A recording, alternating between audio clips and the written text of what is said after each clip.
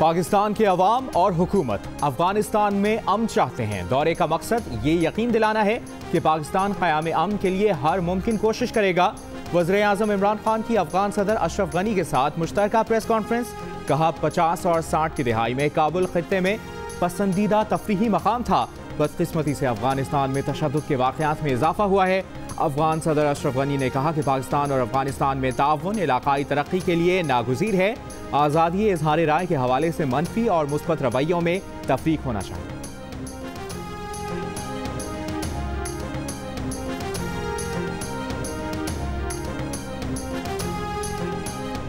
कराची के इलाके महमूदाबाद नाले से तजावजात हटाने का ऑपरेशन शुरू ना हो सका। मुजाहिरीन की बड़ी तादाद ऑपरेशन की राह में रुकावट बन गई। मुजाहिरीन का पुलिस पर पथराव। KMC और पुलिस की नफरी महमूदाबाद नाले पर मौजूद। डिप्टी कमिश्नर शर्की के दफ्तर में सूरत हाल पर इजलास जारी। इंसदाद तजावजात के अमले को क़य्यूमाबाद चुरंगी पर जमा होने की हिदायत।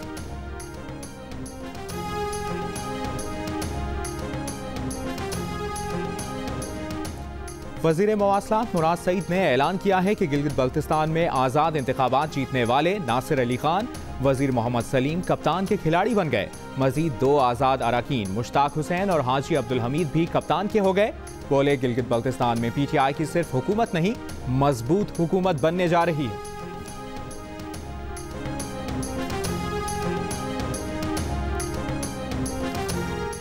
इलेक्शन कमिश्नर गिलगित बल्तिस्तान में PTI की हुकूमत बनाने में लगे हुए हैं। वो अपने ओहदे का पास नहीं रख सके। इलेक्शन कमिश्नर अपनी मुलाकात की तफसीलात आवाम के सामने लाएं। Chairman people's party Bilawal Bhutto Zardari ने इलेक्शन कमिश्नर गिलगित बल्तिस्तान पर इल्जामात की बौछार कर दी। कहा यहाँ तो RTS का मामला नहीं, हमें सरकारी नताइज का इंतजार है। बोले आज़ाद उम्मीदवार सिर्फ जनवरी तक इंतजार करें। PTI वाले आज़ाद उम्मीदवारों को बेवकूफ़ बना रहे हैं। हम कठपुतली हुकूमत से आज़ादी लेकर रहेंगे। GB2 गिलगित 2 से जल्द खुशखबरी मिलेगी।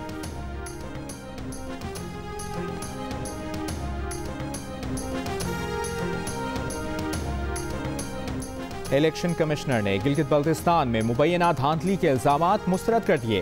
प्रेस कॉन्फ्रेंस में कहा कि एक वोट उम्मीदवारों के सामने चेक हुआ, इसमें वक्त दरकार होता है। हल्का नंबर 1 का नतीजा मुकम्मल है। दियामर 17 की दोबारा काउंटिंग हो रही है। बोले एक अच्छे और साफ सुथरे इलेक्शन को दागदार करने की कोशिश की जा रही है। कल से ट्रिब्यूनल काम करेगा। रीकाउंटिंग और रीपोलिंग के ऑप्शन मौजूद हैं।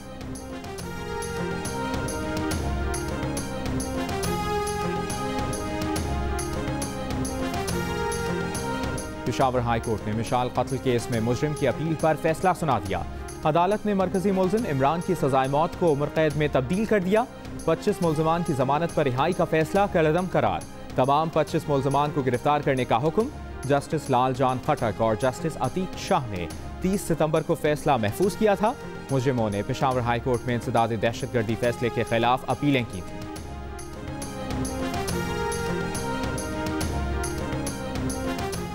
जनूबी वज़ीरिस्तान में सिक्योरिटी फोर्स की चेक पोस्ट पर दहशतगर्दों की फायरिंग। ISPR के मुताबिक दहशतगर्दों से फायरिंग के तबादले में 2 सिपाही शहीद और 1 सिपाही जख्मी हो गया। शहीद सिपाहियों में हवालदार महबूब आलम और सिपाही सुलेमान शौकत शामिल हैं।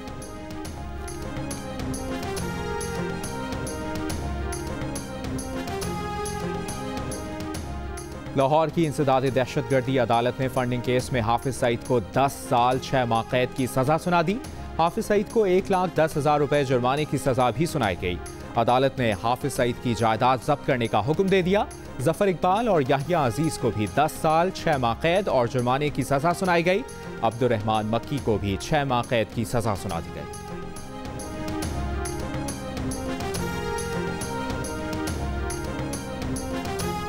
कराची और अंदरूनी सिंध पुलिस और रेंजर्स पर दस्ती बम हमलों में मुलविस 4 मुलजमान गिरफ्तार। DIG CDD उमर शाहिद कहते हैं गिरफ्तार मुलजमान का ताल्लुक सिंध रेवोल्यूशन आर्मी से है।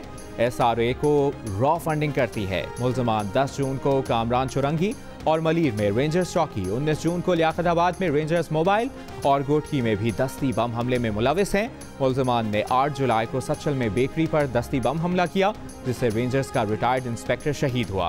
गिरफ्तार मुलजमान से दस्ती बम और पिस्तौल बरामद किए गए हैं।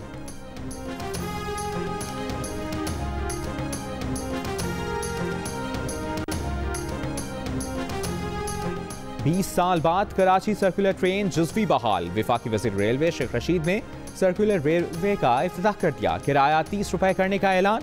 कहा 25 साल बाद रेलवे की ज़मीनों का नक्शा ही बदल गया है। यहाँ कब्जा माफिया छा गया है। रेलवे ट्रैक पर कब्जा माफिया फैला हुआ है। 15 दिन में 12 फाटक लगा देंगे। जैसे जैसे ब्रिज बनते जाएंगे KCR में इजाफा करते जाएंगे।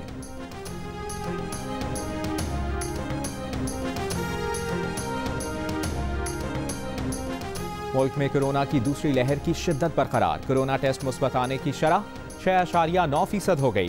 गुज़श्ता रोज कोरोना के 36,899 टेस्ट किए गए। मुल्क में एक दिन में कोरोना के 2,547 केसेस सामने आ गए। मजीद 18 अफराद इंतकाल कर गए। अमवात की कुल तादाद 7,248 हो गई।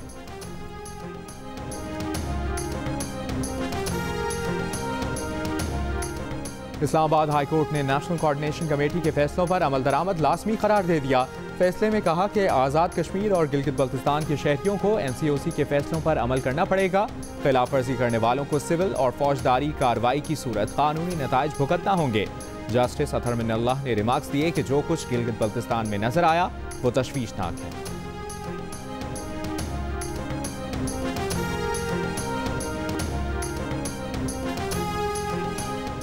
हवेलियां तैयारा हादसे का जिम्मेदार PIA का शोबा इंजीनियरिंग करार। सिविल एविएशन ने हादसे की रिपोर्ट सिंध हाई कोर्ट में पेश कर दी। रिपोर्ट के मुताबिक हादसे का जिम्मेदार पायलट नहीं है। टेक्निकल फॉल्ट की वजह से जहाज गिरकर तबाह हुआ।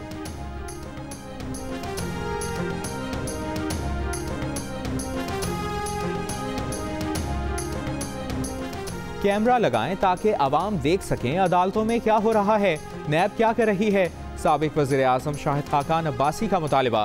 कहा उन्हें 26 सफ़ात की चार्जशीट दी गई लेकिन रेफरेंस में 10 और 9 सफ़े हैं। सियासतदानों की बेइज्जती करने के लिए इल्ज़ामात की फहरिस्त लगाई गई। क्या वज़ीर आज़म होना कानून की खिलाफ वर्जी है? बोले 2.5 साल में पार्लियामान में आवाम की कोई बात नहीं हुई।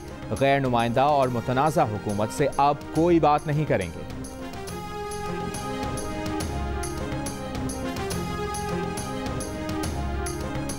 रहनुमा मुस्लिम लीग नून एहसन इकबाल ने कहा है कि वज़ीर आज़म के मुशीर ने इल्ज़ाम लगाया है कि मुल्तान सक्खर मोटरवे मंसूबा जिसकी कुल लागत 315 अरब रुपए थी, इसमें से 180 अरब रुपए मैं खा गया हूँ। इस इल्ज़ाम को नज़रअंदाज नहीं किया जा सकता। उन्होंने कहा कि मुल्तान सक्खर मोटरवे की 90% सरमाकारी चीन की तरफ से आई। पूरे मंसूबे में हुकूमत पाकिस्तान का हिस्सा सिर्फ 20 अरब रुपए था, इसलिए ये इल्ज़ाम उन पर नहीं चीन की हुकूमत पर लगाया गया है। हुकूमत पहले दिन से CPEC को मुतनाज़ा बनाने पर तुली हुई है। इल्ज़ामात चीन और पाकिस्तान के ताल्लुकात ख़राब करने की कोशिश है। मुआवने खुसूसी शहबाज गिल कहते हैं एहसन इकबाल अखलाकियात और इकॉनमी पर भाषण के बजाय अपनी करप्शन का जवाब दें। स्पोर्ट्स सिटी कॉम्प्लेक्स की तामीर में कौमी खजाने को अरबों का नुकसान पहुंचाया गया। मुल्तान सक्खर मोटरवे प्रोजेक्ट में कौमी खजाने को 137 अरब का टीका लगाने वाले वो हैं जाली कोटेशन से करोड़ों रुपए के ठेके मनपसंद ठेकेदारों को दिए।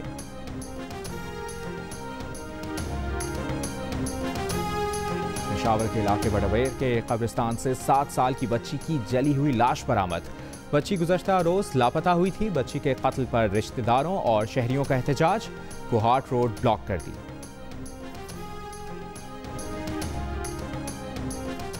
पंजाब में हफ्ता शान रहमतुल्लिल आलमीन का चौथा रोज वज़ीर आला उस्मान बुज़दार ने अलहमरा आर्ट्स काउंसिल में कैलीग्राफिक नुमाइश मोअज़्ज़ा फ़न का इफ्तिताह कर दिया। वज़ीर आला ने इस्लामी खत्ताती के फ़न पारे देखे। अलहमरा हॉल में महफिल समा का इनेकाद। वज़ीर आला पंजाब ने कव्वालों की परफॉर्मेंस को सराहा।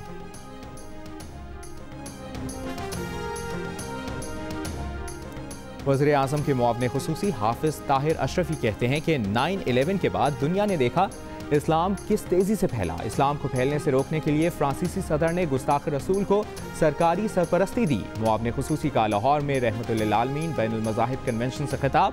वज़ीर आला पंजाब की मुआवने खुसूसी फिरदौस आशिक आवान ने कहा कि नफरत अंगेज़ बयानिए से आलमी अमन को ख़तरात हो सकते हैं। दुनिया में अंबिया किराम की तौहीन करने वालों को यकसा सज़ाएं तजवीज़ की जाएं।